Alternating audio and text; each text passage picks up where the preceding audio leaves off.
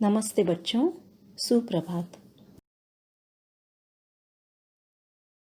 आज हम हिंदी लोकवाणी पाठ्यपुस्तक में से मुकदमा इस पाठ का अध्ययन करेंगे। लेखक है गोविंद शर्मा। लेखक परिचय। लेखक गोविंद शर्मा जी का जन्म 1946 में राजस्थान के संगरिया में हुआ। गोविंद शर्मा जी ने बाल कहानी, बाल उपन्यास, नाटक, व्यंग, जीवनी, लघु कथा आदि सभी विधाओं में लेखन किया है। विधा मतलब रचना। प्रमुख कृतियाँ: दीपू और मोती, डोबी और राजकुमार, बाल उपन्यास, हमें हमारा घर दो, मेहनत का मंत्र, कहानी संग्रह, नया बाल दिवस, नाटक संग्रह, कुछ नहीं बदला, जहाज के नए पंछी, व्यंग संग्रह, राम दिन का चिराग, लघु कहानी संग्रह आदि। मुकदमा यह एक एकांकी है। एकांकी, इसका आकार छोटा होने के कारण इसमें एक ही कथा होती है। इसकी कथा व संवाद आदि से अंत तक रोचक और आकर्षक होते हैं। प्रस्तुत एकांकी में नाटककार ने जल एवं वायु प्रदूषण पर प्रकाश डाला है। लोग प्रदूषण के मूल कारण का पता नहीं लगाते। वे केवल दूसरों पर दोषारोपण करते हैं, दूसरों पर दोष लगाते हैं। लेखक का कहना है कि प्रदूषण का मूल कारण मानव ही है, अतः हमें प्रदूषण को समाप्त करने हेतु आवश्यक कदम उठाने चाहिए। बच्चों, पाठ पढ़ना शुरू करते हैं। मुकदमा इस शब्द का अर्थ है अपराध, अधिकार या लेन देन आदि से संबंधित विवाद जिसका निर्णय न्यायालय द्वारा किया जाता है। यहाँ पर राजा के दरबार में मुकदमा चल रहा है। राजा मतलब महाराज सिंहासन पर बैठे हैं। कुछ लोग दरबार में हाजिर हैं और हवा तथा पानी के खिलाफ मुकदमा चल रहा है। पात्र: महाराज, मंत्री, हवा, पानी और कुछ लोग। महाराज का दरबार। महाराज सिंहासन पर बैठे हैं। एक तरफ मंत्री व दरबारीगण बैठे हैं, सामने अन्य लोग बैठे हैं।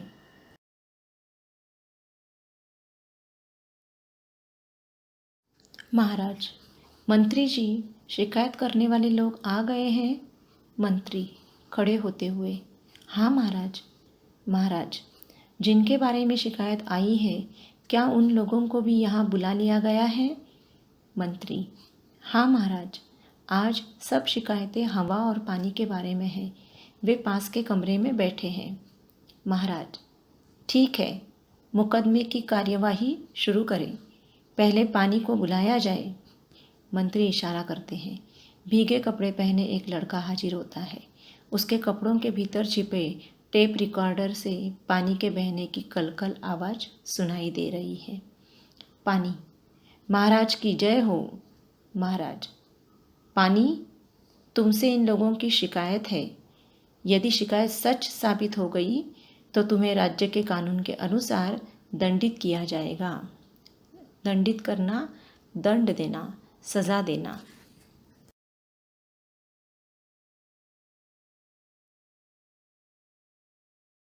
पानी: महाराज, मुझे नहीं मालूम कि ये लोग मुझसे क्यों नाराज हैं। मैं एकदम निर्मल हूँ महाराज। निर्मल मतलब स्वच्छ। मंत्री: महाराज, लोगों की पहली शिकायत यही है कि पानी अब निर्मल नहीं रहा है। यह नदियों और गह्वरों में बहते समय गंदगी और बीमारियां अपने साथ बहाकर सब जगह पहुंचा देता है। गह्वर मतलब गड्ढा।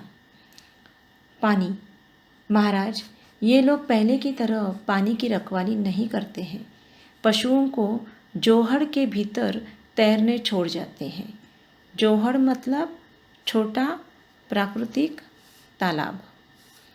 पशु अपनी गंदगी तालाब में छोड़ जाते हैं। गांव की दूसरी गंदगी भी तालाब में फेंक दी जाती है।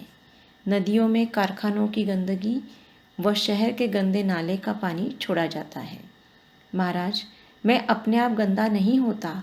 मुझसे शिकायत करने वाले ही गंदा और दूषित करते हैं। इस तरह पानी ने अपनी सफाई में यह कहा कि वह तो खुद गंदा नहीं होता, मनुष्य ही उसे गंदा करता है। मनुष्य ही पानी को प्रदूषित करता है।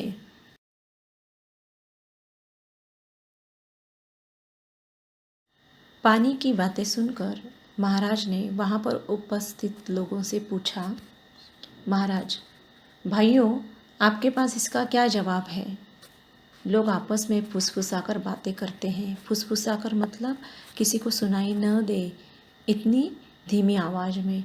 फिर उनमें से एक बोलता है, एक, महाराज, यह तो मान लिया, पर कहीं बरसना कहीं नहीं बरसना, यह तो इस पानी की मनमानी है। मनमानी मतलब अपने मन में आए वैसे करना। पानी, नहीं महाराज, मुझ पानी की मर्जी कहाँ चलती है। मर्जी मतलब इच्छा। जिधर ढलान हो, जहाँ का माहौल अनुकूल हो, वहाँ मुझे जाना ही पड़ता है। इन लोगों ने पहाड़ियों को काटकर वहाँ मैदान बना दिए हैं, पेड़ काट डाले हैं, वन नष्ट कर दिए हैं। ऐसी जगह बरसात कैसे हो सकती है? वर्षा न होने के लिए भी यह लोग जिम्मेदार है। दूसरा, अधिक वर्षा के लिए कौन जिम्मेदार है? वर्षा मतलब बारिश, पानी। जो बादल बना है वह तो बरसेगा ही। फिर जहाँ वर्षा का पानी बहना चाहिए, जहाँ नदी बहनी चाहिए, जहाँ मेरे सुस्ताने की पुरानी जगह होगी, वहाँ तो मैं जाऊँगा ही। लोगों ने ऐसी जगहों पर घर बना लिए हैं, ऐसे घर तो डूबेंगे ही। मैं इनकी बनाई गलियों नालियों में घूमता रहूं, यह कैसे संभव है? लोग फिर आपस में बात करते हैं। तीसरा, महाराज, हमारा गांव सदियों से ऊंची जगह पर बसा हुआ है। हमने नीची जगहों पर कोई घर नहीं बनाया है, फिर भी इस बार हमारा गांव बाढ़ का शिकार हुआ है। महाराज, पानी पागल हाथी की तरह चलता है, आँख मूंद कर चलता है। आँख मूंद कर चलना, बिना सोचे विचारे चलना। पानी, नहीं महाराज, मैं देखकर चलता हूँ, तभी तो ढलान की तरफ जाता हूँ। कभी ऊंची जगह पर चढ़ने की कोशिश नहीं करता हूँ। ये लोग जानते हैं कि इनके गांव के पास एक पहाड़ है। पहले उस पर बहुत से वृक्ष होते थे। पहाड़ से उतरते समय मैं वृक्षों के बीच में से होकर धीरे धीरे आता था और सीधे पानी के रास्ते यानी नदी नाले में बहता था। अब लोगों ने पहाड़ के वृक्ष साफ कर दिए हैं। मैं वहाँ से उतरता नहीं हूँ, बल्कि लुढ़कता हुआ नीचे आता हूँ। मुझे खुद पता नहीं चलता कि नीचे मैं कहाँ गिरूँगा। अगर वृक्ष होते तो ऐसा नहीं होता। इस बात के लिए ये गांव वाले ही जिम्मेदार हैं। महाराज, कोई और शिकायत? कोई नहीं बोलता। तुम्हारी चुप्पी इस बात की गवाह है कि तुमने भी इन कारणों को मान लिया है। तुम्हारा भला इसी में है कि अपनी गलतियां सुधारो और पानी को निर्मल तथा उपयोगी रहने दो।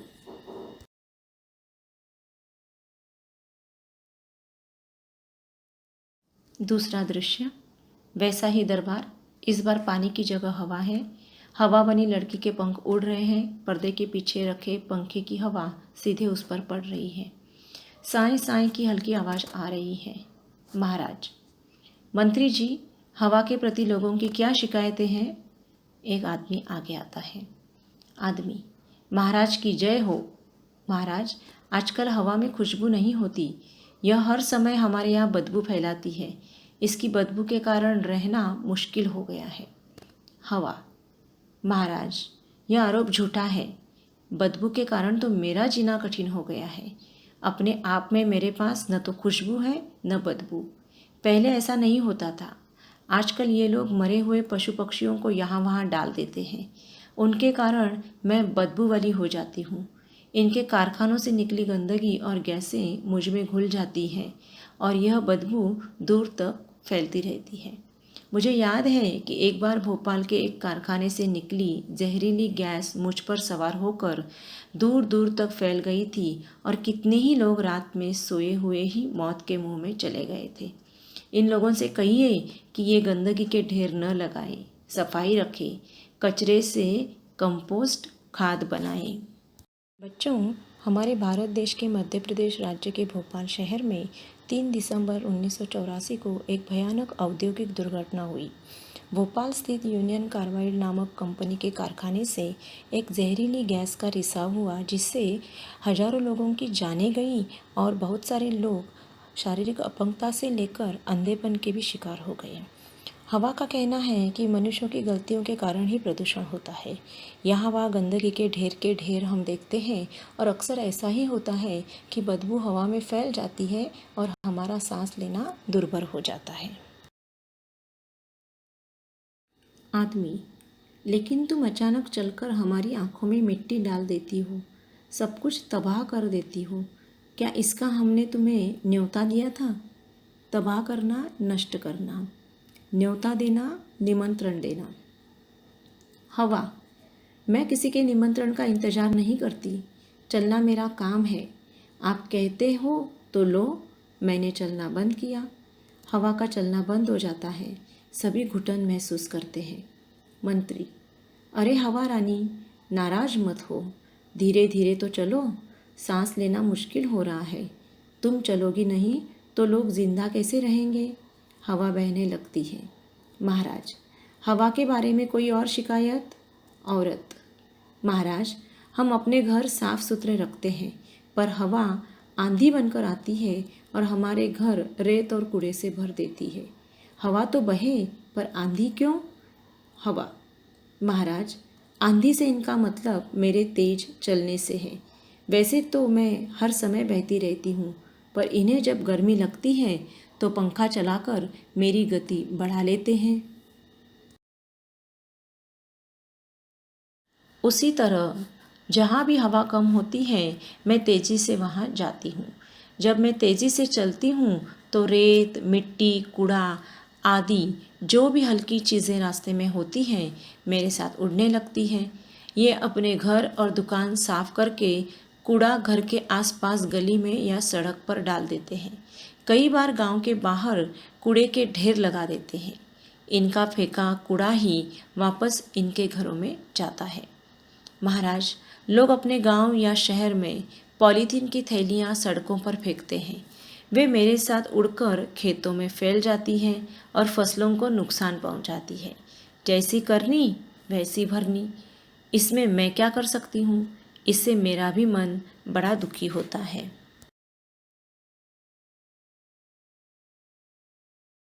बच्चों, यहाँ पर हवा ने जो बात कही वो बिल्कुल सही है।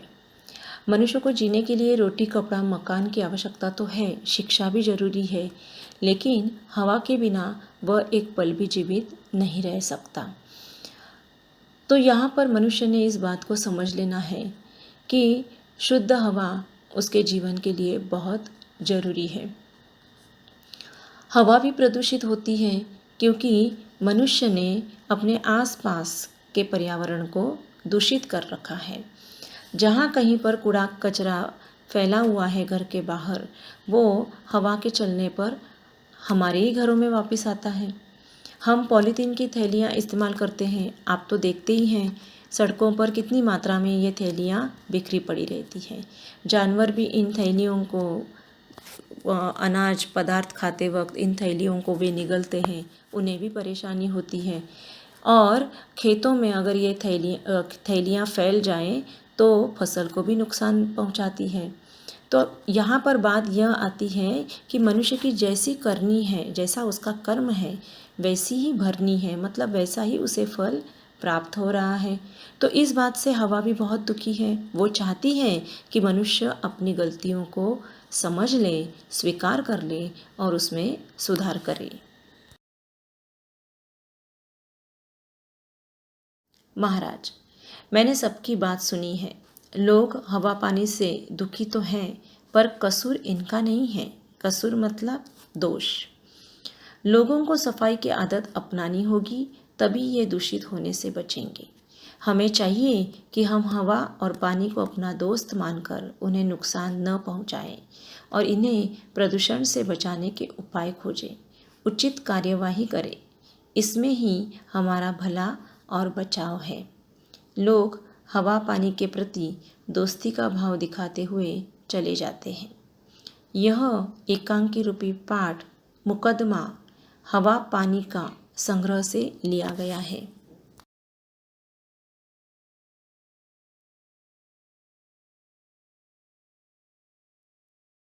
बच्चों, प्रदूषण एक प्रकार का धीमा जहर है जो हवा पानी धूल आदि के माध्यम से न केवल मनुष्य बल्कि पेड़ पौधों पशु पक्षियों वनस्पतियों को भी नष्ट कर देता है। आधुनिक वैज्ञानिक युग में प्रदूषण की समस्या निरंतर बढ़ती जा रही है। इस समस्या को खत्म करना अत्यधिक मुश्किल है, परंतु हमें सकारात्मक सोच तथा निस्वार्थ होकर आगे आना होगा। सबसे पहले प्रदूषण को रोकने के लिए पेड़ों की अंधाधुंध कटाई बंद करवाकर अधिक से अधिक पेड़ लगाने होंगे। नदी तालाब कुओं आदि में गंदगी न करके उनकी स्वच्छता में अपना पूर्ण सहयोग देना होगा। कारखानों से निकलने वाले गंदे पानी को सीधे नदी नाले में न डालकर उनकी सफाई करके उन्हें नाले में बहाना होगा। रासायनिक की जगह जैविक खाद, प्लास्टिक की जगह कागज आदि का इस्तेमाल करके तथा लोगों एवं बच्चों को पर्यावरण संरक्षण की शिक्षा देकर प्रदूषण को फैलने से रोकना होगा। हवा और पानी मानव की मूलभूत आवश्यकताएं हैं। आज ये दोनों प्राकृतिक संसाधन प्रदूषित हो रहे हैं, जिसके कारण इसका असर पूरे पर्यावरण पर दिख रहा है। इस प्रदूषण का कारण हम मानव ही है। कई स्थानों पर अज्ञानवश और अनेक मुद्दों में लालचवश मनुष्य इस प्रदूषण को बढ़ावा दे रहा है। प्रदूषण का कारण हम हैं, तो इसे दूर करने का प्रयास भी हमें ही करना होगा। यह संदेश इस पाठ द्वारा लेखक ने हमें दिया है। बच्चों, इस पाठ से संबंधित शब्द संसार में कुछ शब्द और उनके अर्थ दिए हैं, मुहावरे और उनके भी अर्थ दिए हैं। वह लेखन कार्य आपने आपकी हिंदी विषय की कॉपी में पूर्ण करना है। साथ ही स्वाध्याय में दी गई कृतियाँ भी करनी है। व्याकरण से संबंधित और अभिव्यक्ति से संबंधित कृतियाँ भी करनी है। उपयोजित लेखन में आपको पत्र लिखने के लिए कहा गया है। पत्र की चर्चा हमने की हुई है। यह लेखन कार्य आपने आपकी हिंदी विषय की निबंध की कॉपी में करना है। उम्मीद करती हूँ कि पर्यावरण की शुद्धता के प्रति हमारी जिम्मेदारी का एहसास दिलाने वाला यह पाठ आपकी समझ में आया और यह सब लेखन कार्य आप सफलतापूर्वक पूर्ण करेंगे। बच्चों, अब कुछ ही दिनों में आपकी परीक्षाएं हैं। ध्यान से पढ़ाई कीजिए, घर पर रहिए, सुरक्षित रहिए। धन्यवाद।